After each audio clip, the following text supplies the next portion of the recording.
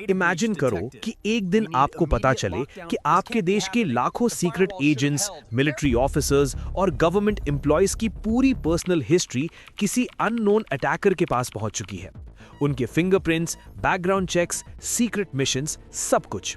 और अब दुश्मन को पता है कि कौन वल्नरेबल है, कौन ब्लैकमेल हो सकता है और कौन नेशनल सीक्रेट्स तक पहुंच रखता है।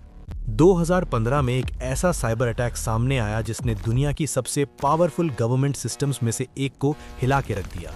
जब ऑफिस ऑफ पर्सनल मैनेजमेंट यानी ओपीएम के डेटाबेसेस ब्रीच हो गए, शुरुआत में ये एक सामान्य डेटा ब्रीच जैसा लगा, लेकिन इन्वेस्टिगेशन के दौरान जो सच्चाई सामने आई वो बेहद अलार्मिंग थी। क्योंकि ये सिर्फ बेसिक एम्प्लॉय डेटा नहीं था, बल्कि highly sensitive security clearance records थे। और इस ब्रीच ने ग्लोबल एस्पियोनाज बैलेंस को बदल देने की पोटेंशियल रखी। ओपीएम यूनाइटेड स्टेट्स गवर्नमेंट का वो एजेंसी है जो फेडरल एम्प्लॉयज की हायरिंग, बैकग्राउंड चेक्स और सिक्योरिटी क्लियरेंस प्रोसेस हैंडल करता है। जब भी किसी को सेंसिटिव या क्लासिफाइड इन्फॉर्मेशन तक एक्सेस दिया जाता है तो उसका डिटेल्ड बैकग्राउंड इन्वेस्टिगेशन किया जाता है, जिसमें उसकी personal life, financial history, family connections और इवन साइकोलॉजिकल प्रोफाइल तक शामिल होता है। कोल्ड वॉर के दौरान स्पाइस को आइडेंटिफाई करना मुश्किल होता था क्योंकि डेटा लिमिटेड था, लेकिन डिजिटल एरा में ये सारी इन्फॉर्मेशन सेंट्रलाइज्ड डेटाबेसेस में स्टोर होने लगी और यहीं से साइबर एस्पियोनाज का खतरा एक्सपोनेंशियली बढ़ गया, क्योंकि अगर कोई इस डेटाबेस तक पहुंच जाए तो उसे thousands of potential intelligence targets की कंप्लीट प्रोफाइल्स मिल सकती हैं। 2015 में जब ओपीएम के सिस्टम्स में अनयूजुअल एक्टिविटी डिटेक्ट हुई तो इनिशियली इसे रूटीन साइबर सिक्योरिटी इशू माना गया, लेकिन डीपर इन्वेस्टिगेशन के बाद पता चला कि अटैकर्स काफ़ी समय से सिस्टम के अंदर मौजूद थे।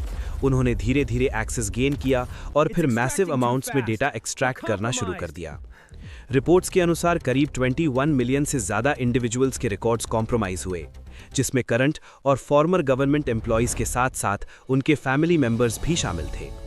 सबसे शॉकिंग बात यह थी कि इस डेटा में SF-86 फॉर्म्स शामिल थे, जो सिक्योरिटी क्लियरेंस प्रोसेस का सबसे सेंसिटिव हिस्सा होते हैं। इन फॉर्म्स में इंडिविजुअल्स की पूरी लाइफ हिस्ट्री होती है, उनके relationships, financial problems, foreign contacts और पास्ट सीक्रेट्स तक। अटैकर्स ने फिंगरप्रिंट्स डेटा भी एक्सेस कर लिया, जो बायोमेट्रिक आइडेंटिफिकेशन के लिए यूज होता है। यानी ये ब्रीच सिर्फ डिजिटल आइडेंटिटी तक सीमित नहीं था, बल्कि फिजिकल आइडेंटिटी तक पहुंच गया था। इन्वेस्टिगेशन में यह भी सामने आया कि अटैकर्स ने सोफिस्टिकेटेड टेक्निक्स यूज की थीं और multiple layers of security bypass की थीं, और ये ब्रीच लंबे समय तक अननोटिस्ड रहा। सबसे बड़ा सवाल ये था कि अटैकर्स का मकसद क्या था, क्योंकि ये कोई फाइनेंशियल फ्रॉड या रैंसमवेयर अटैक नहीं था। ये क्लियरली टारगेटेड एस्पियोनाज ऑपरेशन लग रहा था। सस्पिशन क्विकली एक स्टेट स्पॉन्सर्ड एक्टर की तरफ गया, क्योंकि इतने लार्ज स्केल और प्रिसाइज अटैक को एग्जीक्यूट करना किसी ऑर्डिनरी हैकर ग्रुप के बस की बात नहीं थी।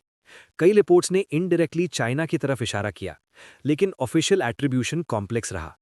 एक और डिस्टर्बिंग एस्पेक्ट ये था कि इस डेटा का मिसयूज तुरंत नहीं दिखेगा, बल्कि ये धीरे धीरे सालों तक इस्तेमाल किया जा सकता है। इमेजिन करो कि अटैकर्स के पास अब उन लोगों की लिस्ट है जो सेंसिटिव पोजीशंस में है और जिनकी वल्नरेबिलिटीज भी नोन है। इसका मतलब है कि फ्यूचर में टारगेटेड रिक्रूटमेंट, ब्लैकमेल या काउंटर इंटेलिजेंस ऑपरेशंस बहुत आसानी से किए जा सकते हैं, और यही इस ब्रीच को इतना डेंजरस बनाता है।